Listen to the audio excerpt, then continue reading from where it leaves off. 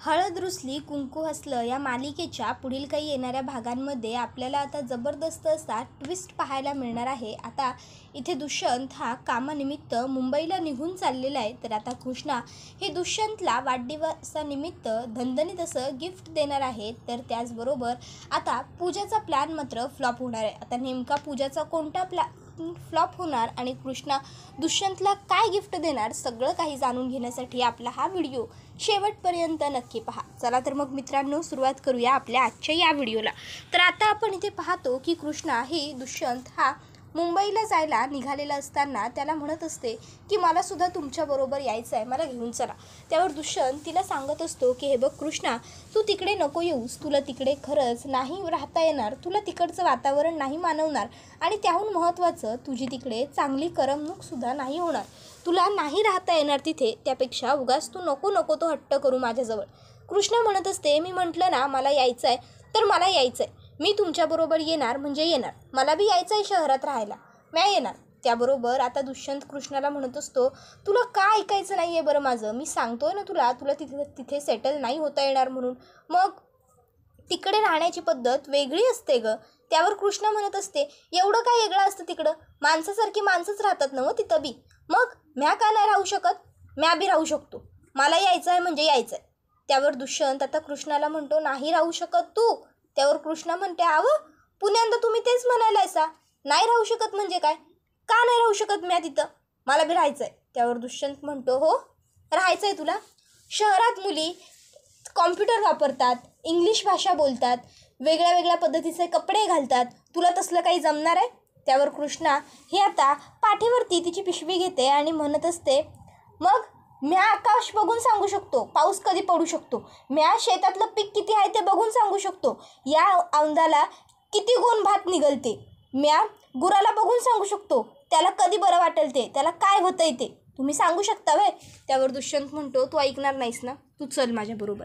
आता कृष्णा आणि दुष्यंतला एकत्र जाताना मैनावती बघते आणि मैनावती म्हणायला लागते अगं कृष्णे, जर तू अशी गेलीस तर तुझ्या शेताचं कसं व्हायचं, हाडाची शेत करीन ना ग तू, मग तुझ्या शेतीकडं कोण बघणार, आणि तुझी ती स्वाती म्हैस तुझी तिला कोण सांभाळणार ग, तू गेलीस तर बिच्चारीचं हाल होतील बघ। अगं त्या दिसाला तुझं लगीन झालं तेव्हा आलीस तेव्हा बी बघितलीस ना त्या केवढी नाराज होती ती। त्याबरोबर आता लगेचच गणपतसुद्धा म्हणतो अहो होय की सुनबाई, मुक्या जनावराचा विचार करा, कणव आहे तुम्हाला मुक्या जनावराचा, मग अशा कशा वागायलायसा।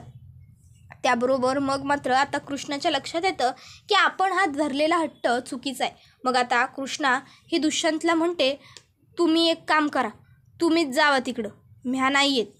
आणि मग आता ती तिची पिशवी खाली ठेवते आणि दुष्यंतला सांगते निघा तुम्ही, सांभाळून जावा, सावकात जावा आणि पोचल्यावर मला फोन करून कळवा पोचलो म्हणून, जावा तुम्ही, शिदोरी बांधून देऊ काय रस्त्यात खायला। त्याबरोबर दुष्यंत म्हणतो नाही कशाला, चल ना माझ्याबरोबर, मी मराठी भाषेत सांगत होतो तर तेव्हा तुला माझी भाषा ऐकूच जात नव्हती, आता काकीने आणि काकाने सांगितलं तेव्हा कळलं का। त्यावर कृष्णा म्हणत असते ते स्वातीचा प्रश्न आहे ना म्हणून थांबायलोय, शेतीची कामं काय माझी आडत नाहीत, मी शेती येऊन जाऊन मी बघू शकतो। दुष्यंत म्हणतो येऊन जाऊन, त्यावर कृष्णा म्हणते बाय येऊन जाऊन शेतीवर काही दिसरात पारा द्यायला लागत नाही, शेतीवर पेरणी टाकली की ती उगावते, पाणी टाकलं की होतं, जेव्हा यायला लागलं असतं ना तेव्हा मी आलो असतो, आणि म्या जरी शेती बघायला नसलो तरी बंट्या हाय भक्ती ती दोघं आहेत माझं वावर बघाय, म्या इथंच राहायला पाहिजे असं काही जरुरी नाही। दुष्यंत म्हणतो अगं मग नको राहूस, माझ्याबरोबर यायचं आहे ना तुला तर चल। कृष्णा म्हणते पर माझी स्वाती आहे ना इथं, स्वातीसाठी राहावंच लागेल मला, जावा तुम्ही। मग दुष्यंत गेलेला असतो। आता दुष्यंत गेल्यावर कृष्णाला दुष्यंतची आठवण येत असते, तिला थोडंसं करमत नसतं, ती विचार करत असते लगीन झालं समज झालं आणि शेवटी दुष्यंत सरकार गेलं बी, आणि मग तिला दुष्यंतचे ते शब्द आठवतात कृष्णा आपला संसार सुखाचा होईल पण माझ्या प्रेमाची अपेक्षा वगैरे तू करू नकोस। आता कृष्णा स्वतःच्या मनाला सांगत असते की जाऊ दे, आपल्या आयुष्यात कधी प्रेम वगैरे हे सगळे शब्द आलेच नाही, उगाच कशाला जास्त विचार करायचा, आपल्या गळ्यात मंगळसूत्र घातलं, कपाळावर कुकू आलं, ह्या एवढ्याच गोष्टींना आपण सुख मानायचं, जाऊ दे। तसं भी म्या शेती करणार असं म्हणल्यावर एक बी पोरगा माझ्याबरोबर लगीन कराया तयार होतच नव्हता, म्या माझ्या घरच्यांना पैकं देणार म्हणल्यावर समधी मला नाकारतच होती, पर कमीत कमी दुष्यंत सरकारांनी माझ्या त्या अटी तर मान्य केल्या नव्ह. आता बावरचं समजा कर्ज फिटेल, माझ्या इरीला पाणी लागल, माझी शेती, माझं घर, कुटुंब सगळं काही व्यवस्थित राहील. हे बी महत्त्वाचं आहेच की. आता समधीकडनं जर आपल्या मनाप्रमाणे घडलं तर मग पाची बोटं तुपात असं व्हायचं. आणि देवानं पाची बोटं सारखी दिलेलीच नाहीत ना बघा. आता विचार करता करता कृष्णा ही झोपायला हंतरून टाकते. हंतरून जेव्हा ती खाली टाकते त्यावेळेस ती आता बसलेली असते त्या हंतरुणावर बसते, पण शेवटी तिला काही झोप येत नसते. अंग टाकूनही झोप येत नसते. कृष्णा विचार करते की जरा वेळ बाहेर फिरते मग झोप येईल. कृष्णा आता उठते, बाहेर येते आणि फेऱ्या मारत असते बाल्कनीत, पण कृष्णाला तरीही झोप येत नसते. कृष्णा विचार करायला लागते, अरे मला होतंय काय, झोप काय येत नाही आहे, उद्या सकाळी वावरात जायचं आहे, घरची कामं बी करायची आहेत, स्वातीकडे बी जायचं आहे आणि तरी बी मला झोप येईना वय. नाही असं व्हाय न गं, झोप यायलाच हवी. कृष्णा आता खोलीत येते, बळाने अंगावरती पांघरून घेते आणि झोपून घेते. दिवसामागोमाग दिवस 15 दिवस जातात आणि आता दुष्यंतचा वाढदिवस असतो 15 दिवसांनंतर. आणि आता लगेचच दुष्यंतच्या वाढदिवसाला बाळजाबाईंनी जय्यत तयारी करायला लावलेली असते काकाला, आणि काकाने अगदी बाळजाबाईने सांगितल्याप्रमाणे सर्व गोष्टी केलेल्या सुद्धा असतात. अन्नदान, वस्त्रदान सर्व प्रकार करणार असतातच. त्याचबरोबर आता दुष्यंतची तुला करायची असते आणि ते सगळं जे काही साहित्य असतं ते एका आश्रमाला दान करायचं असतं. आता बाळजाबाईंनी सांगितल्याप्रमाणे तुलेची सुद्धा सगळी तयारी काकाने करून घेतलेली असते. आता काकाने एका माणसाला कामगिरी दिलेली असते की गावात जा आणि सगळ्या गावात सांग की दुष्यंतचा वाढदिवस आहे आणि वाढदिवसानिमित्त अन्नदान, वस्त्रदान आहे, त्याचबरोबर भव्य तुलासुद्धा ठेवलेली आहे. तर सगळ्यांनी या सर्व गोष्टींचा लाभ घ्यायला जरूर या आणि तुला बघायला तर नक्कीच या. त्याबरोबर आता कृष्णा मनातल्या मनात खूप खुश असते. तिला वाटत असतं की चला आता कमीत कमी ह्या तुलेबिलेच्या बहाण्याने तरी दुष्यंत सरकारांचं गावाकडे येणं होईल, आमच्या दोघांची पुण्यांदा गाठभेट होईल. आता तिला वाटत असतं की दुष्यंत मला फोन करून सांगेल तू येणार आहे वगैरे काहीतरी, पण दुष्यंत काही फोन करत नसतो. कृष्णा विचार करते काय करू, म्या करून विचारू काय, कधी पावतरी येतील म्हणून. मग आता कृष्णा म्हणते नाही न ग, 2-3 दिवस वाट बघतो. आता 2-3 दिवस म्हणता जवळपास दुष्यंतच्या वाढदिवसाला 2 दिवस राहतात तरी काही दुष्यंतचा पत्त्या नसतो. कृष्णा दुष्यंतला कॉल करते विचारण्यासाठी. त्यावेळेस दुष्यंत तिला सांगतो की मला यायला जमणार नाही आहे, माझा नवीन जॉब आहे, कसं जमणार मला यायला, आणि सुट्टी मिळणार नाही आहे. आता कृष्णा ही गोष्ट घरात सगळ्यांना सांगते. त्यावर मैनावती लगेचच म्हणते दुष्यंत नाही आला तर काय झालं, आपण करू की दुष्यंतच्या नावाने समज काय. हां आता तुलेचा कार्यक्रम आहे तो नाही करता यायचा, पण त्या व्यतिरिक्त आपण तेवढ्या पैशांची कसल्या तरी आश्रमाला किंवा मंदिराला देणगी देऊ आणि अन्नदानानं वस्त्रदान आपण जयकांच्या हातून करून घेऊ. शेवटी दोघं भावच आहेत की, जयकांनं केलं काय आणि दुष्यंतनं केलं काय, समज एकच आहे की. आता ठरतं दुष्यंतच्या वाढदिवसाला अन्नदान आणि वस्त्रदान जयकांच्या हातून होईल. पण इकडे कृष्णा मात्र नाराज झालेली असते. कृष्णाच्या मनात दुष्यंतला भेटण्याची जी आस असते ती मोडून गेलेली असते. कृष्णा आता वरती खोलीत जाऊन बसते. त्याबरोबर तिला भक्तीने फोन केलेला असतो आणि विचारत असते काय मग 2 दिवस राहिल्यात नवं दाजींच्या वाढदिवसाला, करणार काय आहेस त्यांच्यासाठी खास. त्यावर कृष्णा आता सांगत असते कसलं खास आणि कसलं काय, येणारच नाही आहेत ते. त्यावर भक्ती का विचारते तर कृष्णा सांगते अगं नवीन काम आहे नवं त्यांचं, ती सुट्टी नाही मिळणं त्यांना, त्यामुळं नाही येऊ शकत. बघा आम्ही शेतकरी स्वतःच्या मनाचं मालिक असतो, कधी वाटेल तेव्हा वावरात जातो, वाटेल तेव्हा वावरातनं वर येतो, बरं नसलं तर 8-8 दिवस वावराकडं फिरकत बी नाही, आणि जेव्हा काम जास्त पडतं तेव्हा सांच्याला जवळ सूर्य पाण्यात बुडत नाही तवर बाहेर बी येत नाही. त्याबरोबर आता भक्ती म्हणत असते व्हय ग बाय व्हय, मालकीनच आहेस तू. बरं म्या काय म्हणतो ते समज सोड, आता दुष्यंत सरकारांबरोबर वाढदिवस करायचा आहे ना तुला साजरा. त्यावर कृष्णा म्हणते अगं पर ते येणारच नाही तर कसा वाढदिवस करायचा. त्यावर भक्ती आता कृष्णाला आयडिया देते, अगं ते येऊ नाही शकत पर तू तर जाऊ शकतेस ना व. त्यावर कृष्णा म्हणते अगं पण मला कुठं त्यांचा पत्ता माहीत आहे. त्यावर आता भक्ती तिला सांगते अगं तुमच्या त्या काकीसाहेब आहेत त्यासनी विचार की, सांगतील त्या तुला. त्याबरोबर आता भक्ती कृष्णाला सांगते आणि घरात कुणाला बोलू नगस, सरप्राईज दे. त्याबरोबर कृष्णा म्हणते हां हे उत्तम आहे.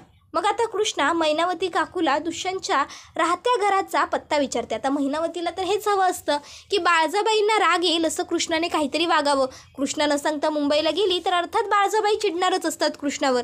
मग मैनावती मुद्दामूनच कृष्णाला दुष्यंतचा पत्ता देते. आता कृष्णा दुष्यंतच्या राहत्या घरी मुंबईला पोहोचलेली असते. कृष्णाला असं अचानक भयानक आलेलं बघून दुष्यंतला सुद्धा आश्चर्य वाटतं. तो कृष्णाला विचारतो की तू इथे आलीस तरी कशी, तुला माझा पत्ता कसा मिळाला. तर कृष्णा दुष्यंतला ॲटिट्यूडमध्ये सांगते, नाव काय आहे माझं ठावा आहे नवं, कृष्णा दुष्यंत रांगडे पाटील. जसं तुम्हासनी काय एक करणं अवघड नाही तसं मला बी अवघड नाहीच की. जास्त लोड नका घेऊ. काकी साहेबांनी विचारला तुमच्या राहत्या घराचा पत्ता आणि बसलो एसटीला. त्याबरोबर दुष्यंत म्हणतो, घरात एवढ्या गाड्या असताना तू एसटीने आलीस. त्यावर कृष्णा म्हणते, मग मला थोडी वेळ चालवता येतं. हां, आता बैलगाडी हाकायची असती तर हाकली असती म्या, पर ती गाडी बिडी आपल्याला काही झेपणार नाही आणि त्या गाडीत नुसतं मला उदमळल्यासारखं होते. त्यापेक्षा एसटी कशी बरी पडते, त्या लाल डब्यात बसलं की आपली मस्त झुळझुळ झुळझुळ हवा घेत यायला होतं. दुष्यंत म्हणतो, वा उत्तम, दे ती बॅग वगैरे घेऊन ठेवतो. कृष्णाला पाणी वगैरे देतो. कृष्णा पाणी पिते आणि कमरेला पदर खोचत म्हणते, बरं स्वयंपाकघर कुठं आहे, काय खाल्लं आहे काय तुम्ही. त्यावर दुष्यंत म्हणतो, नाही काही खाल्लेलं तर नाही आहे. कृष्णा म्हणते, हां मग स्वयंपाकघर कुठं आहे तुमचं. त्याबरोबर दुष्यंत म्हणतो, किचन तिकडे. त्याबरोबर कृष्णा किचनमध्ये जाते.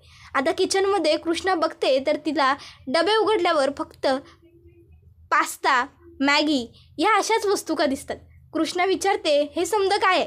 त्यावर दुष्यंत म्हणतो, मी हेच सगळं खातो आणि जेवण मी हॉटेलमधून मागवतो, बॅचलर राहतो ना गं मी. त्याबरोबर कृष्णा म्हणते, अहो मग हा एवढा समजा संसार कशा पायी घेतला आहे, ही एवढी समधी भांडीकुंडी, हे एवढं समजा डबं हे समजा कशासाठी आहे जर वापरायचं नाही तर. दुष्यंत म्हणतो, ते सगळं काय आईने दिलं आहे. त्यावर कृष्णा म्हणते, बाजारात जाऊया आपण. त्यावर दुष्यंत म्हणतो, अगं आत्ता आली आहेस ना गं माझी आई, बाजारात कशाला जायचं आहे तुला लगेच, मार्केट वगैरे इकडे संध्याकाळी उघडतात, आता आपण नको जायला. कृष्णा म्हणते, असं कसं, आमच्या गावाला परवडलं, मग जेव्हा पाहिजे तेव्हा बाजार उघडा असतोय, तुमच्या ह्या शहराला कसली मेली राया.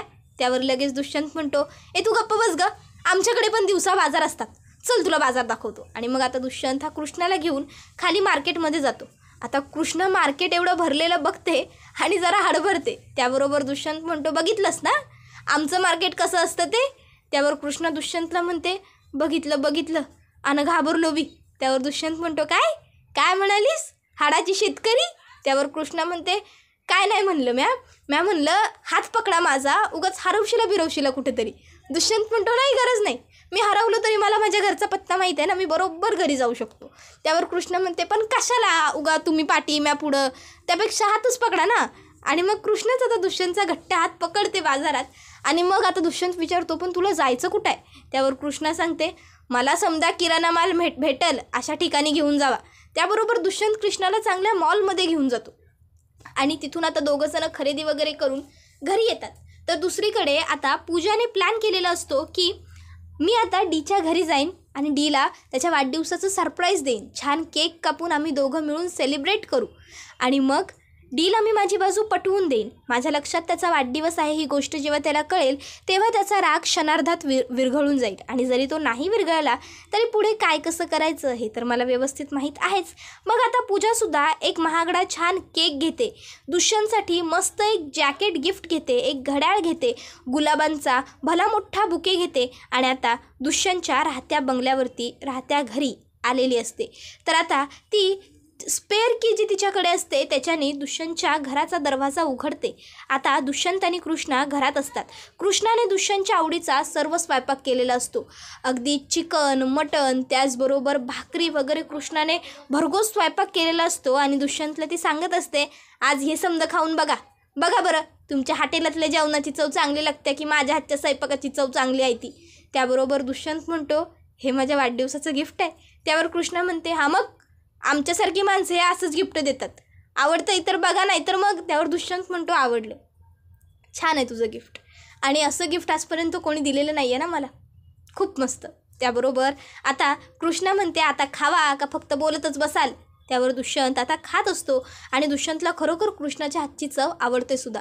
त्याबरोबर आता इथे हे सगळं काही पूजा बघत असते आणि पूजाला मात्र कृष्णाचा खूप जास्त राग येत असतो, पण तिच्याजवळ काहीच करण्यासारखा पर्याय उरलेला नसतो, ती शेवटी गप्पपणे तिकडनं चिडून निघून जाते. त्याबरोबर हा व्हिडिओ इथेच संपतो. व्हिडिओ आवडला तर व्हिडिओला लाईक करा, चॅनलवर नवीन असाल तर चॅनलला सबस्क्राईब करा आणि बेल आयकॉन आठवणीने प्रेस करा, जेणेकरून तुम्हाला पुढच्या प्रत्येक व्हिडिओचं नोटिफिकेशन मिळत जाईल आणि सर्व व्हिडिओंचा उत्तम पद्धतीने आनंद घेता येईल.